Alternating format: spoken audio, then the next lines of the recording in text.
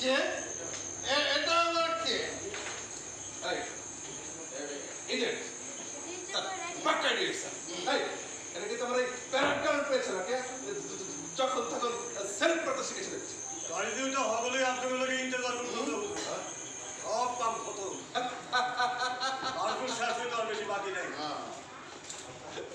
সব কাজ কত এই এই সব কাজ কত তো স্যার হিরজব স্যার সব কাজ কত স্যার